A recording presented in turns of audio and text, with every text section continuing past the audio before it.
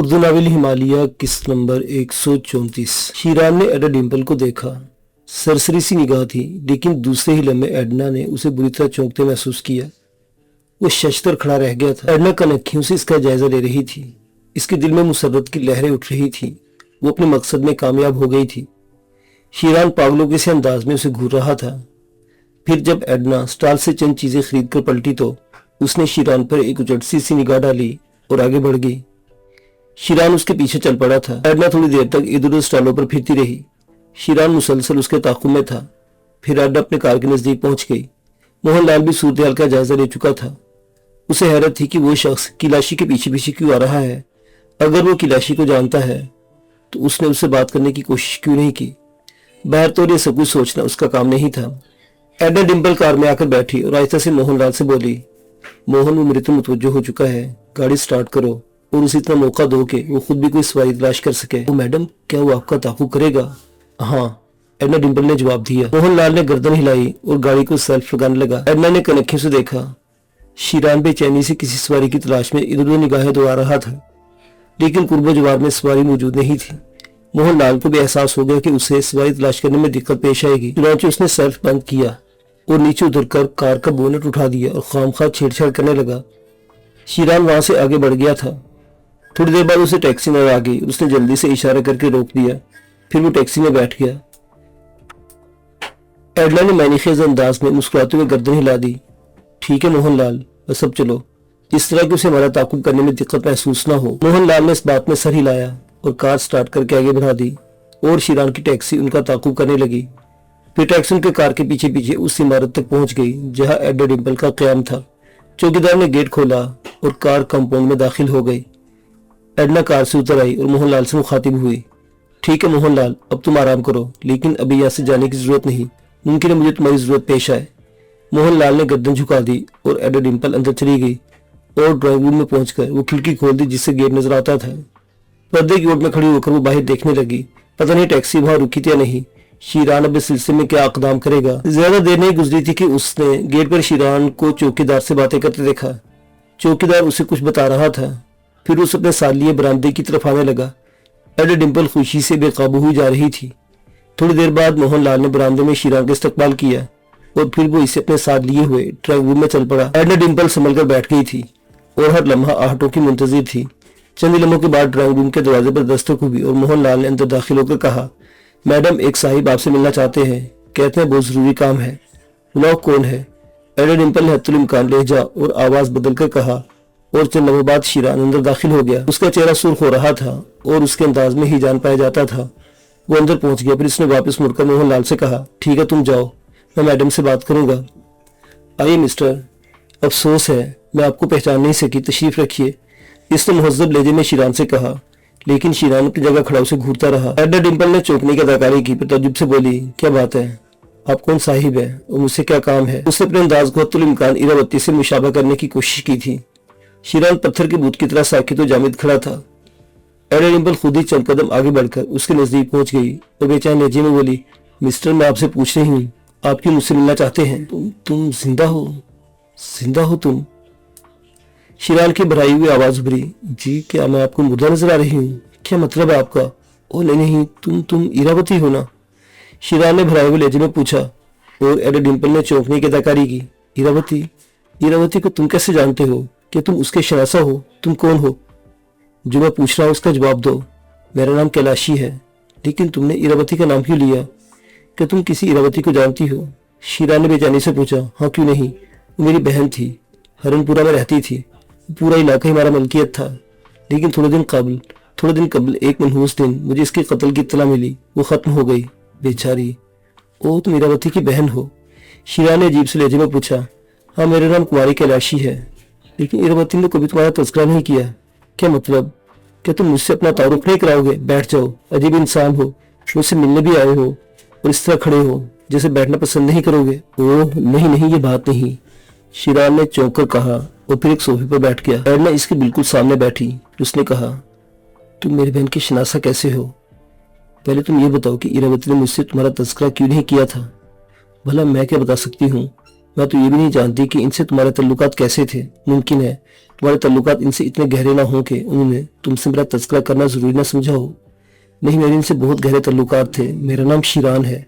शीरान? लेकिन मिस्टर, मैंने ये नाम कभी नहीं सुना। मैं तुम्हें ये भी बता दूं कि मेरी बहन मुझसे नाराज़ रहती थी और बहुत अरसे से हमारी मुलाकात नहीं हुई थी। मैं भी बड़ी बदनसीब हूँ। मुझे क्या मालूम था कि वो इस तरह मुझसे हमेशा के लिए रूठ जाएगी, वरना मैं खुद उसे मना लेती। बस एक छोटी सी बात पर हम दोनों में इख्तलाफ हो गया था। मैं यहाँ रहती थी और वो वहाँ। उसका कहना था कि मैं भी हरनपुरा आ जाऊँ, लेकिन मैं दिल्ली नहीं छोड़ना चाहती थी।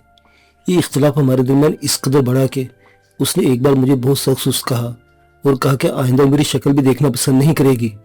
इसके बाद से मेरी इससे कोई मुलाकात नहीं हुई और इस बात को भी तकरीबन 3 साल गुजर चुके हैं। ओह, तो तुम्हें मालूम है कि इरावती को कत्ल कर दिया गया? हाँ, ये इतना मुझे मिल गई थी। इसके बाद भी तुम हरनपुरा नहीं गई थी। वहां जाकर मैंने अपनी बहन के बारे में मालूमात हासिल की। पता नहीं कौन बदबख्त थी वो जिसने उसे कत्ल कर दिया। सुना है कोई औरत ही थी। मैं इस औरत को जानता हूँ, मैं उसकी तलाश में हूँ। मगर मिस्टर शीरान, आपके इरावती से कैसे ताल्लुकात थे? वो बहुत कुछ थी मेरे लिए। हम दोनों सारी जिंदगी का साथ कबूल कर चुके थे। मैंने जिंदगी में पहली बार की सूरत से मुतासिर होकर उसे अपनी बीवी बनाने का फैसला किया था, समझी तुम? अगर ये सब कुछ हो जाता तो मैं तुम्हारा बहनोई होता। एडा डिम्पल अजीब सी निगाहों से देखने लगी, फिर उससे गर्दन झुकाकर कहा, मुझे अफसोस है कि इस सिलसिले में मुझे कुछ नहीं मालूम हुआ, और ये भी अफसोस है कि तुम दोनों यकजा ना हो सके।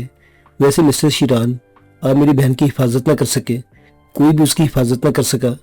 काश उसकी हिफाजत का मुनासिब बंदोबस्त होता।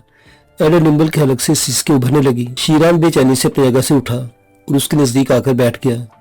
मैं तुम्हारे लिए एक अजनबी आदमी हूँ कुमारी कैलाशी, लेकिन हैरत अंगेज बात है, बिल्कुल इत्तफाकिया बात है कि एक ऐसा रिश्ता हमारे तुम्हारे दरमियान निकल आया जिसे किसी भी तौर नजरअंदाज नहीं किया जा सकता। मैं तुम्हें बताऊं, मैं लाल किले से तुम्हारे पीछे आ रहा हूँ। मैंने वहीं तुम्हें देखा था, और हाँ, शायद मेरी निगाह भी तुम पर पड़ी थी, लेकिन मैंने इस बात पर गौर नहीं किया। लेकिन मैं समझ गई, तुम मेरे बारे में इल्म नहीं था, इसलिए तुम मेरे पास नहीं आए। और जब तुमने मुझे देखा तो शायद इरावती ही समझे तुम। हाँ, बहुत मामूली सा फर्क है तुम में और इसमें, बहुत मामूली सा फर्क। तुम्हारी शक्ल देखकर मेरे ज़हन के तार झंझना उठे। कैलाशी, मैं अपने बारे में तुम्हें कोई तफसील बताना जरूरी नहीं समझता। तुम्हें इससे कोई फायदा भी नहीं होगा। मैं सारी जिंदगी किसी से मुतासिर नहीं हुआ, लेकिन इरावती वो औरत थी जिसे मुझे रंगीन ख्वाब दिखाए, और जब उसे कत्ल कर दिया गया तो मुझे बहुत दुख हुआ। कुमारी कैलाशी, रानी इरावती को मैं कभी अपने जहन से निकाल नहीं सकता। ये दूसरी बात है कि मैं वक्त और माहौल के साथ ढल जाने का ख्वाहिशमंद हूँ। मेरी दिली ख्वाहिश थी कि मैं एडा डिम्पल को तलाश करके कत्ल कर दूँ। ये ख्वाहिश अभी तक पूरी नहीं हो सकी, लेकिन एक न एक दिन जरूर पूरी हो जाएगी। मैं उसे जरूर तलाश करूंगा, और जब भी मुझे मिली मैं उसे कत्ल कर दूंगा। ये मेरा अहद है। मैं भी तुम्हारे साथ शामिल हूँ मिस्टर शीरान। वाकई अब तुमसे बड़ी ज़हनी कुर्बत महसूस हो रही है। तुम दिल्ली कब आए? कहाँ ठहरे? मुझे बताओ, क्या पियोगे? कुछ नहीं। तुम्हें देखकर तबीयत कुछ इस तरह निढाल हो गई है कि कुछ खाने पीने को जी नहीं चाहता। मैं भी तुम्हारी ही तरह मखमूम हूँ। बहुत अरसे के बाद मेरी बहन का जिक्र इस तरह मेरे कानों में आया है, और तुम इनमें से हो जो मेरी बहन के मरकज़े निगाह थे। हाँ, मुझे तस्लीम करने में कोई आर नहीं मिस्टर शीरान, तुम मेरे लिए बेहद काबिल एहतराम हो। एडा डिम्पल ने चालाकी से कहा। वो बेहद जज्बाती अदाकारी कर रही थी। शीरान टिकटिकी बांधे से देख रहा था। बिल्कुल वैसा ही कदोकामत, बहुत ही खूबसूरत थी ये औरत, बिल्कुल इरावती की मानिंद। अगर इसके साथ खड़ी हो जाती तो पहली निगाह में इनमें फर्क करना मुश्किल होता। दफतन शीरान ने पूछा, तुम इरावती की जुआ बहन हो? नहीं, मैं इसे 1 साल छोटी हूँ, एडा डिम्पल ने कहा। इसके बावजूद तुम दोनों में कोई खास फर्क नहीं, बस गहरी निगाह से देखा जाए तो एक मामूली सा फर्क महसूस होता है। हाँ, सबका ये कहना है। मैं अपनी बहन से बहुत मुशाबहत रखती हूँ। यह तुम्हारे साथ और कौन कौन रहता है? कोई नहीं, वैसे मेरे मुलाजमीन है और मैं हूँ। हम दोनों बहनों का एक दूसरे के अलावा और कोई नहीं था। वो इसका मतलब है तुम यहाँ तन्हा ही हो? बिल्कुल तन्हा हो। तुमने शादी नहीं की? शीरान ने पूछा। नहीं, ये काम मेरी बहन का था। वो मेरे लिए इस सिलसिले में आखिरी फैसला कर सकती थी। मैंने कभी इसके बारे में सोचा भी नहीं, एडना ने जवाब दिया। तुमसे मिलकर खुशी भी हुई और अफसोस भी। अफसोस इसलिए कि तुम्हारी शक्ल एक ऐसी शख्सियत की याद दिलाती है जो मेरे दिल से बेहद करीब थी। मैंने उसने साथ साथ ज़िंदगी गुजारने का फैसला किया था। अगर यह हादसा ना हो जाता तो हम दोनों यकजा हो जाते और मैं बाकी ज़िंदगी हरनपुरा में ही गुजार देता। इरावती से मिलने के बाद मैंने फैसला किया था कि अब जिंदगी के दूसरे हंगामे तर्क कर दिए जाएं और सुकून से कुछ वक्त गुजार दिया जाए। मैं खुद भी अपनी नस्ल बढ़ाना चाहता था, लेकिन शायद। शीरान मुजमल अंदाज में हंस पड़ा। एडना डिम्पल गहरी निगाहों से उसका जायजा ले रही थी और उससे अपना मकसद पा लिया था, लेकिन ये बात इसके ज़हन में कुछ चौंके लगा रही थी कि वो अपने तौर पर शीरान को कभी हासिल नहीं कर सकती। इसके ज़हन में ये ख्याल मिटाना मुश्किल ही होगा कि एडना डिम्पल के बारे में उसने जो अल्फाज कहे थे, इससे एडना डिम्पल ने अपनी हैसियत का अंदाज़ा लगा लिया था। कभी भी अगर वो एडना डिम्पल की हैसियत से शीरान के सामने आ जाए तो शीरान इसके टुकड़े उड़ा देगा। ये बात मामूली नहीं थी, लेकिन एडना डिम्पल जैसी औरत थी ये फैसला कर सकती थी कि वो सारी ज़िंदगी शीरान को अहमक बनाए रखेगी। इसकी ज़िंदगी में अब शीरान के अलावा कुछ नहीं था। इसके हुसूल के लिए वो सब कुछ कर सकती थी। चुनांचे उसने अपने इस जज्बे को मार लिया और पूरी खंदा पेशानी से शीरान से गुफ्तगू करती रही। शीरान ने वहाँ से वापस जाने की ख्वाहिश की तो उसने बड़े गमज़दा लहजे में कहा, मैं इस कदर अजनबी भी नहीं हूँ आपके लिए मिस्टर शीरान। वास्तव किसी भी तरीके से पड़ा हो, लेकिन क्या आप इस तरह मुझे नजरअंदाज करके जाएंगे? शीरान ने गहरी निगाहों से उसे देखा, फिर बोला, मैं तुम्हारे लिए क्या कर सकता हूँ कुमारी कैलाशी? कुछ नहीं कर सकते, थोड़ा साथ तो दे सकते हैं। बस मैं उलझ गया हूँ। अपने आप में कुछ अजीब से एहसासात मेरे जहन में पैदा होने लगे हैं। कुछ इसके बारे में नहीं बताएंगे? नहीं, मुनासिब नहीं होगा। खैर ना सही, ये वादा तो कीजिए कि मुलाकातें होती रहेगी, मिलते रहेंगे। हाँ हाँ, क्यों नहीं। मेरा ख्याल है मैं खुद भी तुम्हें नज़रअंदाज नहीं कर सकता। तो अभी ना जाइए, आज थोड़ा वक्त मेरे साथ ही गुजारिए, मैं आपकी शुक्रगुजार होंगी। तुम्हें तकलीफ़ होगी, शीरान ने कहा। नहीं, मुझे जिस कदर मुसर्रत हुई है आपसे मिलकर मैं बयान नहीं कर सकती। पता नहीं क्यों ऐसा महसूस हो रहा है जैसे आप नए शनासा ना हो। आप यकीन कीजिए मिस्टर शीरान, मैंने कभी किसी से इतनी कुर्बत महसूस नहीं की। ये चंद में मेरे लिए बड़े अजीब है। मैं खुद भी अपने इस जज्बे को कोई नाम नहीं दे सकती। शीरान ने कोई जवाब नहीं दिया। एडना गहरी निगाहों से इसका जायजा ले रही थी। इसे महसूस हो रहा था कि शीरान अपनी शख्सियत के खिलाफ इस वक्त बहुत ही नरम खू नजर आ रहा था, वरना इस वहशी जानवर में ये गुदास कहाँ था। शीरान ने काफ़ी वक्त इसके साथ गुजारा। उन्होंने रात का खाना एक साथ ही खाया और फिर खाने के थोड़ी देर बाद शीरान इसके साथ बैठा मुख्तलिफ मौज़ूआत पर गुफ्तगू करता रहा। फिर उठता हुआ बोला, अच्छा मैं चलता हूँ, कल दिन में किसी वक्त तुमसे मुलाकात करूँगा। एक बात तो मैंने आपसे पूछी ही नहीं मिस्टर शीरान, आप यहाँ दिल्ली कब आए? ज़्यादा अरसा नहीं हुआ। मैं यहीं एक इलाके में एक मकान लेकर रह रहा हूँ। वैसे ये भी शायद मेरी ज़िंदगी का पहला मौका है कि मैंने अपने लिए कोई बाकायदा ठिकाना तलाश किया है, वरना इससे पहले मैं ज़िंदगी में ठहराव का कायल नहीं था। एडना डिम्पल गहरी निगाहों से उसे देखती रही, फिर उसने भारी लहजे में कहा, मैं तुम्हारा इंतज़ार करूँगी शीरान। पता नहीं क्यों तुमने मेरे ज़हन में अजीब से एहसासात जगा दिए हैं कि तुम मेरे इन एहसासात की पजीराई करोगे। मैं तुमसे दूसरी मुलाकात करूँगा कुमारी कैलाशी। अब मुझे इजाज़त दो। शीरान वहाँ से निकल आया। एडना डिम्पल उसे बाहर तक छोड़ने आई थी। फिर उसने मोहन लाल से कहा, मोहन लाल तुम जाओ और शीरान साहिब को बसद एहतराम इनके रहायशगाह तक छोड़ाओ। बेहतर मैडम, आप मुतमिन रहिए, मोहन लाल ने गर्दन खम करके कहा। और फिर थोड़ी देर के बाद वो शीरान को लेकर रवाना हो गया। एडना डिम्पल अपनी जगह खड़ी तारीकी में गुम होती हुई सुर्ख रोशनी को देख रही थी। इसके ज़हन में तरह तरह के ख्यालात आ रहे थे। इस वक्त इसकी दिली ख्वाहिश ये थी कि शीरान अब इसके पास से कहीं ना जाए, लेकिन वो जानती थी कि इसकी कोशिश शीरान को मुश्तबे कर देगी। दरअसल एडना डिम्पल को शीरान की शख्सियत का बखूबी अंदाज़ा था। वो जानती थी कि इस जिंदे को काबू करने के लिए इंतहाई ज़हानत और चालाकी से काम लेना होगा, और अगर इसे ज़रा सा शुबा हो गया तो फिर खुद उसकी अपनी खैर नहीं थी। वो अपने आप पर हंसने लगी। ज़िंदगी में पता नहीं क्या कुछ किया था, लेकिन इस आखिरी वक्त में वो किसी ऐसी उलझन का शिकार हो जाएगी और इसे अपनी मोहब्बत को हासिल करने के लिए ये सब कुछ करना पड़ेगा। ये कभी सोचा नहीं था।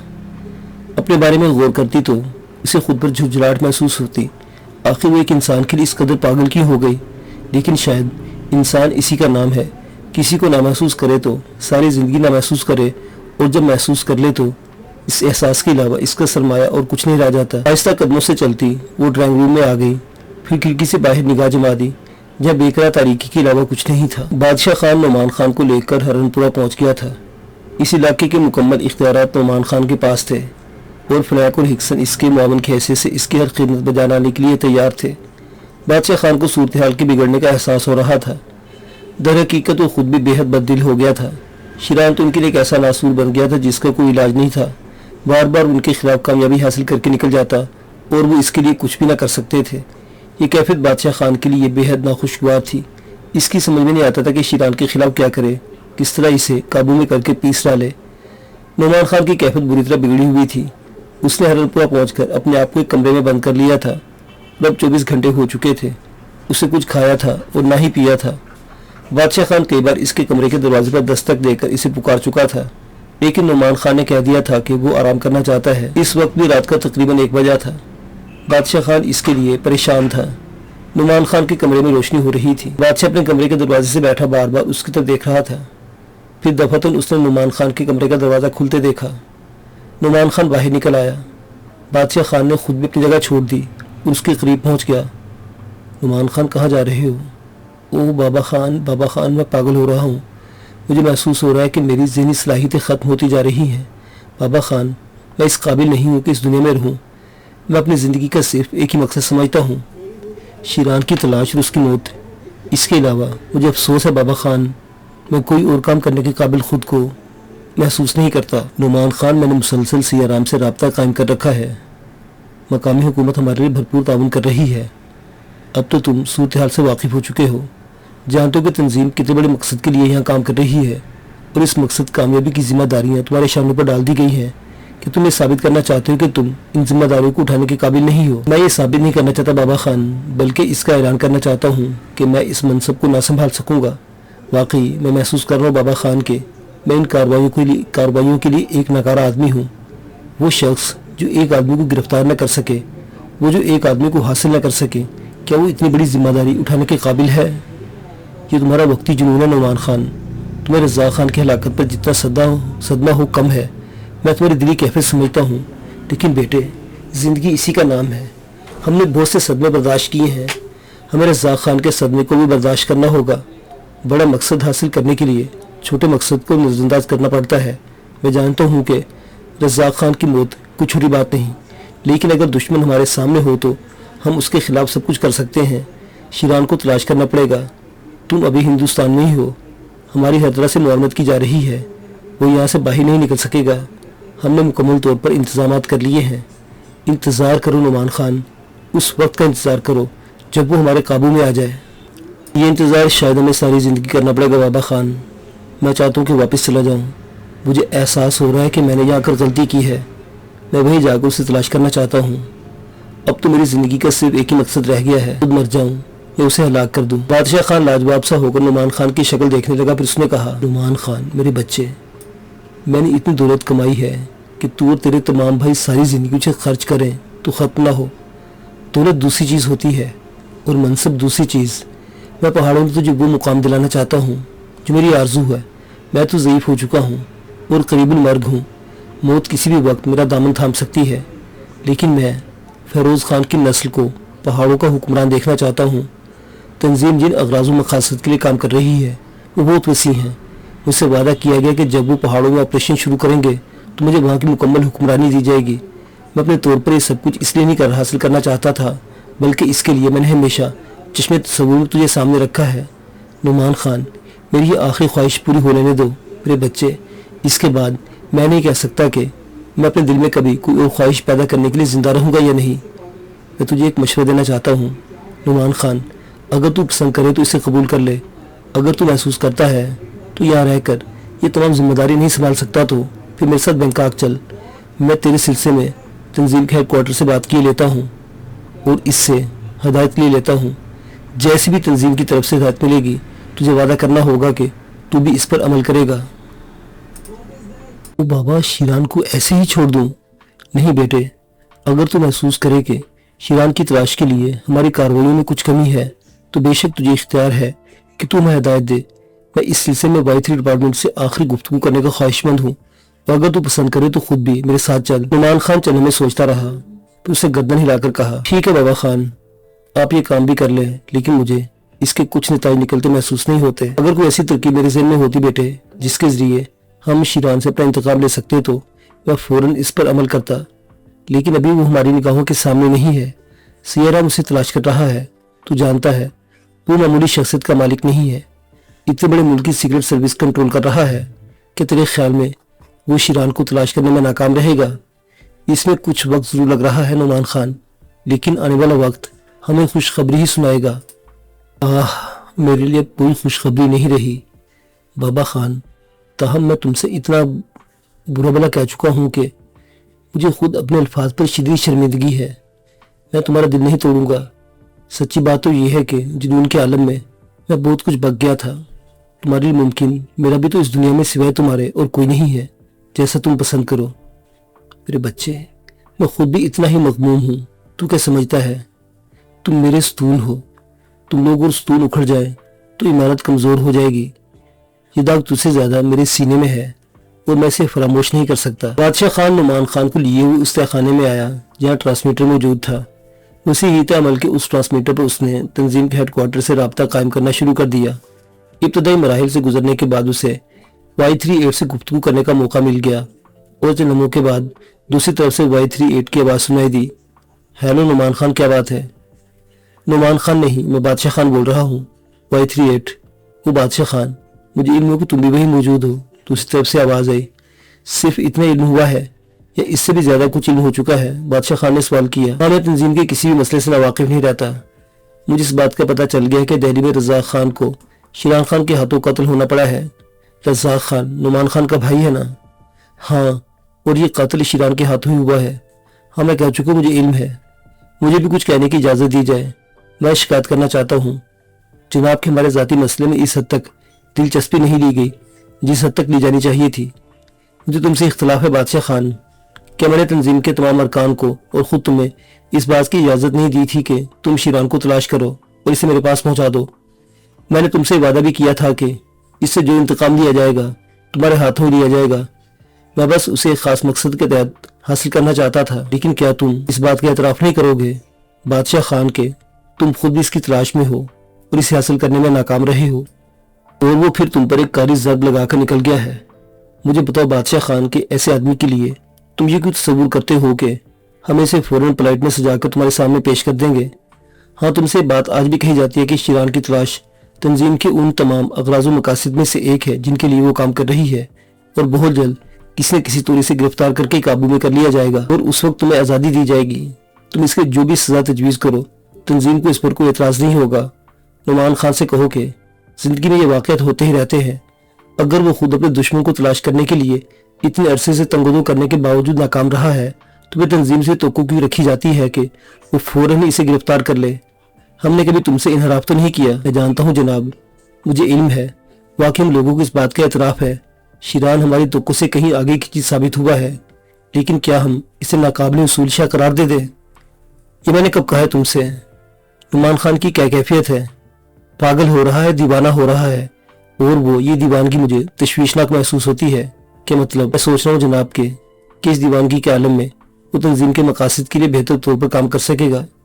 بادشاہ خان کے سوال پر تھوڑی دیر کے لیے خاموشی چھا گئی، پھر Y38 نے کہا، چند کے سلسلے میں کوئی پوری طور پر فیصلہ نہیں کر سکتا بادشاہ خان، لیکن اگر تم محسوس کرتے ہو کہ نعمان خان اس قابل نہیں کہ ابھی وہ وہاں اپنے فرائض انجام دے سکے تو بہتر ہوگا اسے لے کر بینکاک چلے آؤ یا اس کے لیے اسکول کا بندوبست کرو۔ اس دوران وہاں تنظیم کے احکامات سنبھالنے کے لیے فلیک موجود ہے۔ نعمان خان کے لیے وہ جگہ خالی رہے گی، اور اگر وہ نارمل ہو کر دوبارہ اپنی ذمہ داریاں سنبھالنے پر تیار ہو جائے تو ہم بخوشی اسے اس کا منصب دے دیں گے۔ فی الحال اس مسئلے کو وہی چھوڑ دو۔ اگر تم نعمان خان کو داؤ پر لگانا چاہتے ہو تو مجھے اس پر بھی اعتراض نہیں ہوگا کہ تم اسے وہیں چھوڑ کر آ جاؤ، البتہ تمہیں یہاں واپس آ کر یا کہ معاملات کی نگرانی کرنی چاہیے۔ بادشاہ خان، اگر تم خود کو بھی اس قابل نہیں پاتے تو پھر اصول کے مطابق تنظیم کو باقاعدہ استعفیٰ پیش کرو۔ بادشاہ خان ایک لمحے کے لیے خاموش رہ گیا۔ وہ تنظیم کے معاملات سے ناواقف نہیں۔ تنظیم کی رکنے سے استعفیٰ دینا کسی بھی طور ممکن نہیں تھا، کیونکہ اس کے بعد زندگی کی کوئی ضمانت نہیں رہ جاتی تھی۔ نعمان خان کی Y38 کی طرف سے جو حکم موصول ہوا تھا وہ فی الحال اسے بہتری محسوس ہوا، کیونکہ اگر نعمان خان تنظیم کے لیے ناکارہ ثابت ہو کر اس کے علیحدگی اختیار کرنے کا اعلان کرے تو پھر اس کی زندگی بھی خطرے میں پڑ جائے گی۔ اس وقت اسے بچانے کا بہتر طریقہ یہی تھا کہ اسے بینکاک لے جائے۔ تھوڑی دیر بعد اس نے بھاری لہجے میں کہا، بادشاہ خان نے ہمیشہ تعمیل حکم کی ہے، ٹھیک ہے، میں اسے لے کر بینکاک آ رہا ہوں۔ اوکے بادشاہ خان، ہماری تمام تر ہمدردیاں تمہارے ساتھ اور نعمان خان کے ساتھ ہیں۔ دوسری طرف سے جواب ملا اور سلسلہ منقطع ہو گیا۔ بادشاہ خان نعمان خان کی طرف دیکھنے لگا جو گردن جھکائے بیٹھا تھا۔ تم نے سنا نعمان خان؟ ہاں، میں نے سنا اور محسوس بھی کیا۔ کیا محسوس کیا؟ یہ کہ ہم تنظیم کے جال میں پھنس چکے ہیں۔ اب ہماری زندگی اپنی نہیں بلکہ ہمیں اسی کے اشاروں پر چل کر زندہ رہنا ہوگا۔ نعمان خان نے جواب دیا، نعمان خان، وقت کا انتظار کرو، مجھے تمہاری زندگی کی ضرورت ہے میرے بچے، اپنے بوڑھے تایا پر اعتبار کر لو، میں تمہارے لیے کبھی برا نہیں سوچوں گا۔ ٹھیک ہے بابا خان، آپ جو فیصلہ کریں گے مجھے منظور ہوگا، نعمان خان نے جواب دیا، اور بادشاہ خان اس کا شانہ تھپ تھپانے لگا۔